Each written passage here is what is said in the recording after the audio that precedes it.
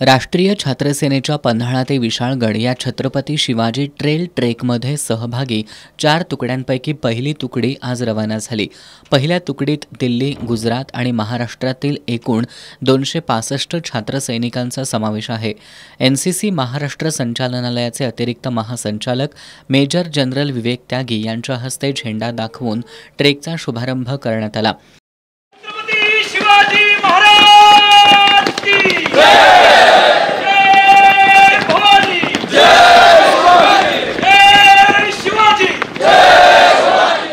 यावेळी major general विवेक त्यागी यांनी छात्रसैनिकांशी संवाद साधला। छत्रपती शिवाजी महाराजांच्या गौरवशाली इतिहासाला त्यांनी उजाळा दिला।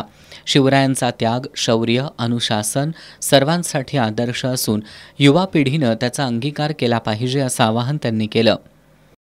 छत्रपति शिवाजी महाराज ने दिखाई राष्ट्र के प्रति समर्पण, त्याग की भावना, शौर्य, अनुशासन, ये सब क्वालिटीज़ हैं जो हमारे एनसीसी में कैडेट्स के लिए बहुत ही महत्वपूर्ण है, क्योंकि यही हैं हमारे युवा नेता जो आगे चलकर हमारे राष्ट्र को आगे प्रगति के पथ पर लेके जाएंगे। और इसीलिए इन सब इवेंट्स में मौका मिलता है इनको ये सब क्वालिटीज़ एब्जॉर्ब करने का और एक दूसरे से सीख लेने का, क्योंकि सारे देश के कैडेट्स यहाँ इकट्ठे होंगे और एक दूसरे के साथ इस एक्टिविटी में शामिल होंगे।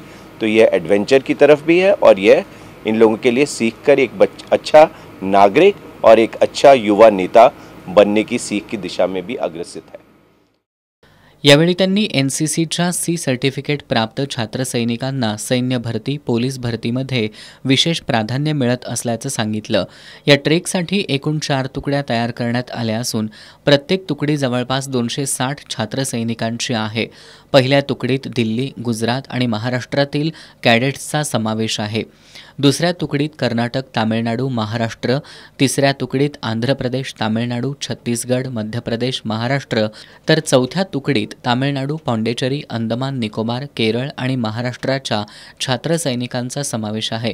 ट्रेकच्या शुभारंभावेळी एनसीसी कोल्हापूर ग्रुपचे commander brigadier R K. Paithankar, deputy colonel Anup Ramachandran, trekking officer lieutenant colonel Dhanaji Desai, 5 Maharashtra battalion कोल्हापूरचे commanding officer colonel Manas Dikshit यांच्यासह मुख्यालयाचे इतर अधिकारी, कर्मचारी उपस्थित होते।